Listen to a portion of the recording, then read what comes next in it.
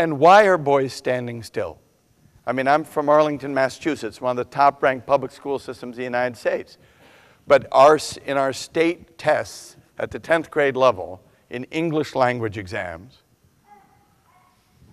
when the results were published 2 years ago, there were 38 districts in Massachusetts where more than 50% of girls scored above 50, more than 50% of girls scored at the advanced level on the 10th grade English language exam, and only 4 districts where more than 50% of boys scored at the advanced level. 38 districts with girls performing advanced in English, 4 districts with boys. And this includes some of the most affluent towns in Massachusetts, Winchester and Acton, Boxborough, where you get 65% of girls and only 35% of boys. I go to independent schools all over the United States and international schools. And I always now ask them, give me the gender breakdown of your cum laude society. Give me the gender breakdown of the top quarter of your class.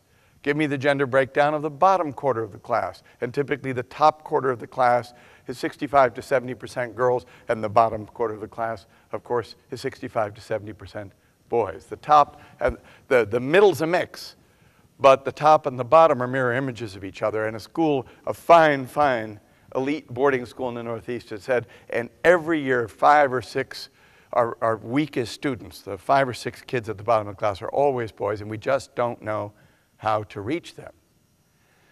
So the gap is huge in the public schools, but we see signs of it in independent schools as well. The average 11th grade boy in the United States writes the level of the average 8th grade girl.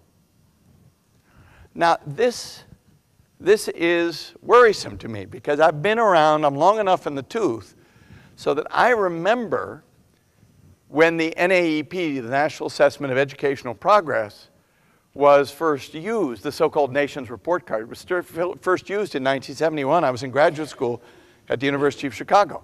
And we had a 25-point gap between boys and girls in math, 25-point gap. And I watched principals and heads of school hire young women honors math teachers at the middle school level to inspire their girls. I watched them hire young women physics teachers.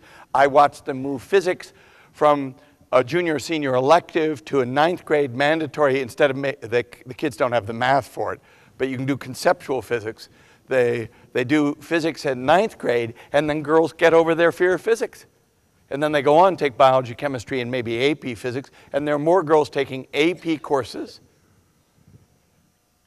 There are more girls taking pre-algebra, second-year algebra and pre-calculus and taking AP courses. The gap in math and science that was so huge and much discussed in 1971 closed where it was completely insignificant.